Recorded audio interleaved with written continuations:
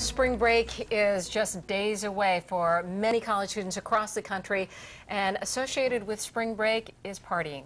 Pretty much goes hand in hand. We have Dr. Jennifer Reed back in our hot sauce. We're going to talk about the problem with teens and driving. Now, you are an expert, a teen drinking expert at UB. Why is spring break associated with like a drinking binge? You know, some of it is just the media, the way that spring break is portrayed. There are movies, there are reality TV shows about heavy drinking in spring break, and there's just a lot of hype around it. But there's also some reality to that drinking does change or can change during the spring break period, and that college students, when they're on spring break, do experience more consequences during that time. Now, with the drinking age at 21 for most states, we've got kids who are obviously underage.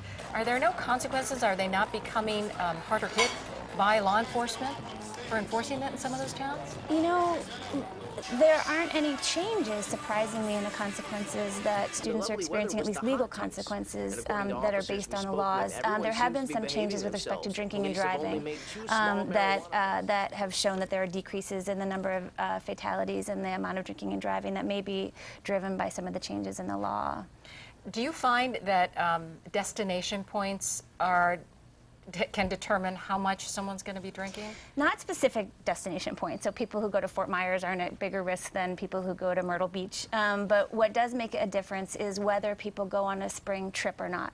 That's probably the biggest determinant, or whether there are increases in drinking in college students, is did the student take a spring break trip with their friends, not just with parents. That it's in those specific groups. There's been some work that comes out of the University of Missouri that shows that those are the people who are at more substantial risk for not just more drinking of larger amounts, heavier episodic drinking, binge drinking, and then also consequences. Do you find that if the students are in a warmer climate as opposed to a colder climate, that they drink more or less? You know, that hasn't been studied. Like skiing as opposed to beaching? That's a really good question, and that hasn't been studied. There's actually, this research is really very new. There are probably a handful of studies that have looked at, you know, spring break drinking specifically. And I don't think that they've broken it out that way, but the fact is that most spring break trips are to someplace that's warmer. Last question is, how can parents intervene in whatever way other than saying, you know, don't drink? Because really, kids are kids. And I think the most important thing to realize is that you want to take your hard-earned vacation and have a good time, and you can do that.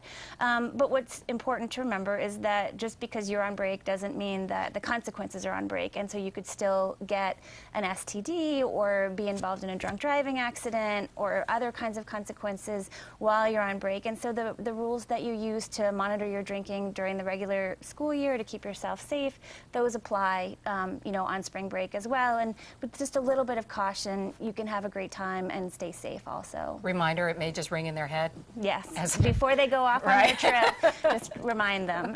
All right, Dr. Jennifer Reed, a teen drinking expert at UB. Thanks so much for joining us. Thank you for having me. Good information.